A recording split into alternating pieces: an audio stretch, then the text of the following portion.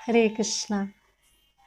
हम में से हर कोई जब भी शारीरिक पीड़ा से ग्रस्त हुआ है, शारीरिक व्याधि उत्पन्न हुई है, तो हम अवश्य किसी वैद्य या डॉक्टर के पास चले जाते हैं उस पीड़ा का, उस रोग का निवारण करने के लिए।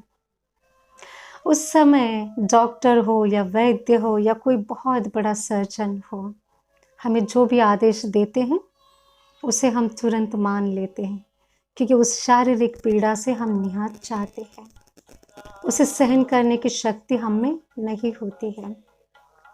जितना जल्दी हो सके हम उस व्याधि से मुक्त होना चाहते हैं। जीवन में इसी प्रकार जो भी हम कर्म करते हैं उसमें भी अनिवार्य है विधि और निषेध। यदि इन दोनों को सुचारू रूप से हम पालन करेंगे तो निश्चित ही हमारे जीवन में आध्यात्मिक, भौतिक दोनों ही स्तर से, आत्मा के स्तर पर भी हम निरोगी रहेंगे। उसके लिए अत्यंत आवश्यक है शास्त्रों का अध्ययन करना और उसे अपने जीवन में पालन करना। वैद्य के रूप में हम जब भी सलाह देते हैं तो कभी कभी आध्यात्मिक मार्ग के अनुसार भी हम उन्हें अवश्य कहते कि आप प्याज लहसुन मत खाइएगा। तो हमें वे पूछते हैं कि यह तो रोग नाशक है और आप इसे मना कर रहे हो।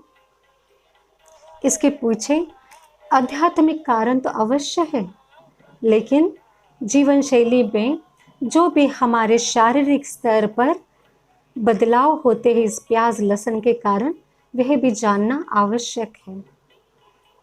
हम सबको पता है, हमारे आध्यात्मिकता में हम सुन चुके हैं, पढ़ चुके हैं।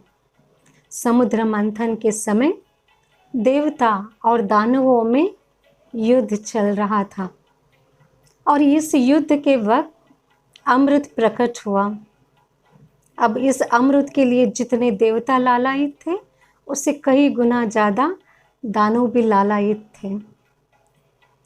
भगवान ने मोहिनी रूप, इतना सुंदर रूप धारण किया और उस अमृत को देवताओं को प्राशन करने के लिए चले गए।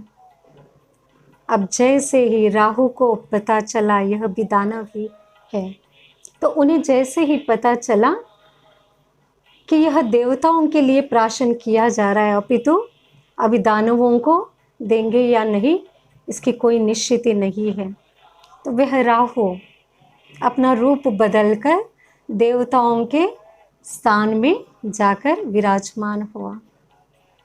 और जैसे ही मोहिनी रूप वाले भगवान श्री कृष्ण अमृत का पान सबको देते देते राहु तक पहुंच गए और राहु जैसे ही प्राशन कर रहा था, सूर्य देव और चंद्र देव तुरंत पहचान गए यह तो असुर राक्षस राहु है। और जैसे उन्होंने भगवान को बताया, भगवान ने वो अमृत पान करते करते रोक के अपने सुदर्शन चक्र से उस राहु का वध किया। जैसे ही वह मस्तिष्क धरा पे गिरा तो उसमें जो अमृत की बूंदें थी और उसके रक्त की बूंदें यह मिश्रित होकर धरातल पर गिर पड़ी। उससे वनस्पति प्रकट हुई, वह है प्याज और लहसुन। शास्त्रों में इसका वर्णन है। अब यह प्याज और लहसुन अमृत से मिश्रित था, इसलिए उसमें रोग प्रतिकार क्षमता, रोग नाशक करने की शक्ति भी थी, किंतु यह उस असुर के रक्त से भी मिश्रित था, इसलिए यह तमोगुणी असुरी प्रवृत्ति का वनस्पति निर्माण हुआ। अब इस वनस्पति को यदि हम खाएंगे तो हम में भी असुरी प्रभाव निश्चित ही होगा। हमारी शांति भंग होगी, क्रोधी होंगे, राक्षसी वृत्ति को धारण करेंगे।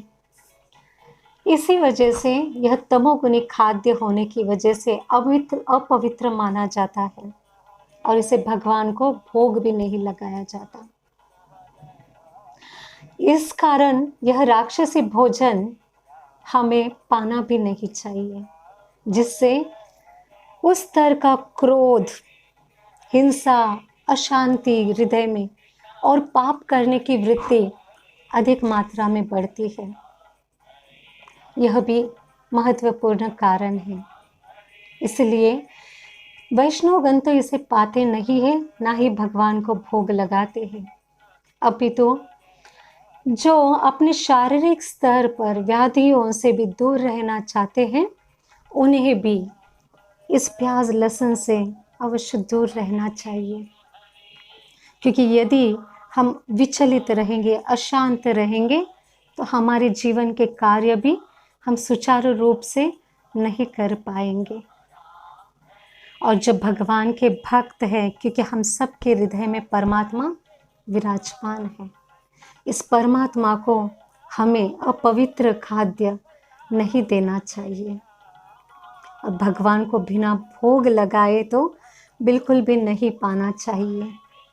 आइए इन असुरी पदार्थों को इसलिए परित्याग करें क्योंकि हमें हमारे हृदय को शांत रखना है, अच्छे कार्यों में व्यस्त रखना है, धीरे धीरे प्रगति के मार्ग पे अर्थात आध्यात्मिक मार्ग में प्रवेश करके उन्नति भी करनी है। हरे कृष्ण।